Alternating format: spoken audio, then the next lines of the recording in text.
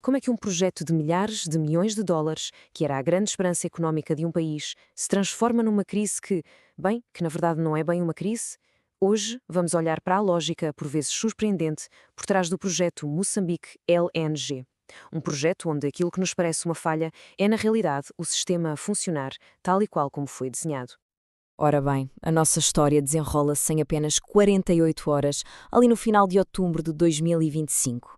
É um daqueles momentos em que, de repente, a cortina cai e percebemos qual é o verdadeiro jogo a ser jogado. Preparem-se, porque a reviravolta é mesmo de nos deixar de queixo caído.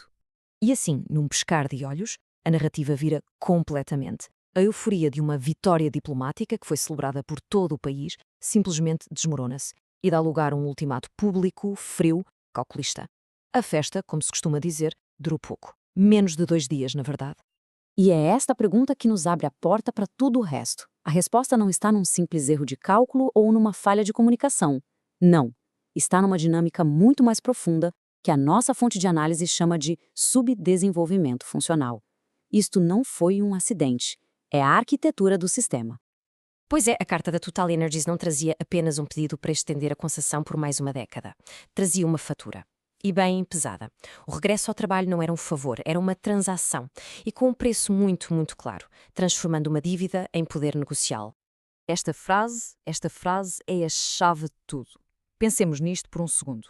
A instabilidade, o caos, a crise não são vistos como obstáculos que têm que ser ultrapassados. Pelo contrário, são a matéria-prima com a qual o negócio se constrói e, mais importante, se torna rentável.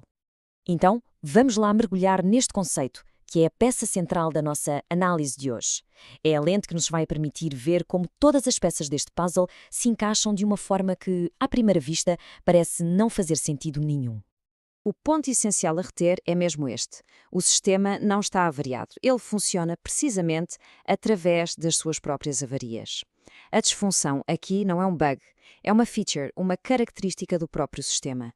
É o que o alimenta e o que o mantém vivo. E esta distinção é fundamental. Já não estamos a falar apenas de uma força externa que explora uma nação mais frágil. Estamos a falar de um ecossistema, de uma espécie de dança perversa, onde tanto os atores locais como os globais se tornaram parceiros. E ambos beneficiam de um ciclo que se repete de crises e resoluções muito lucrativas. Com estas 3 ferramentas de análise, vamos conseguir dissecar o comportamento de cada ator e perceber a lógica interna que guia as suas decisões, que à partida nos podiam parecer irracionais. Esta análise leva-nos diretamente aos 3 vértices de um triângulo que se alimenta a si mesmo e que acaba por perpetuar este ciclo vicioso. E o que é absolutamente fascinante aqui é ver como a estratégia de cada um não só antecipa, como precisa da disfunção dos outros. Não são adversários numa luta, são mais como parceiros numa dança, em que todos já sabem os passos de cor. A reação do governo à tal carta da Total Energies foi reveladora. A crítica não foi sobre o conteúdo do ultimato, sobre as exigências, foi sobre o tom e o facto da carta ter sido tornada pública. O problema não foi ceder soberania, foi o embaraço público que isso causou. Isto mostra um padrão muito claro de governar para as aparências, em vez de se resolverem os problemas de fundo. O que importa é manter a narrativa de controlo, mesmo quando, na prática, esse controlo já foi há muito entregue. Este ciclo é um exemplo de manual do conceito de antifragilidade de Nassim Taleb. A Total Energies não se limita a resistir ao caos, ela alimenta-se dele. Cada choque, cada crise, cada problema acaba por torná-la mais forte e ainda mais indispensável para o próprio Estado moçambicano. Os Estados Unidos podem não estar sentados à mesa de negociações em Maputo, mas são eles que desenham o tabuleiro de jogo. As suas políticas protecionistas, como as tarifas sobre o aço, por exemplo, criam um contexto global onde os países mais frágeis, como Moçambique, têm muito menos margem de manobra.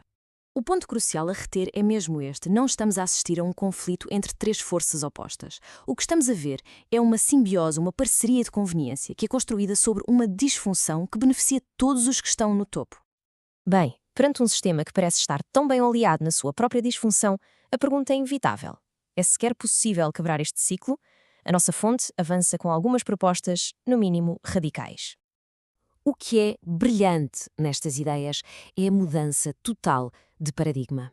A solução não vem de mais ajuda externa ou de novos acordos internacionais.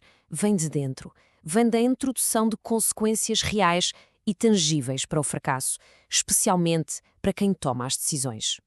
E esta citação expõe a dura verdade. O desafio não é convencer as elites a mudarem. O desafio é que o sistema atual, com todas as suas falhas para a população, serve perfeitamente os interesses de quem está no poder.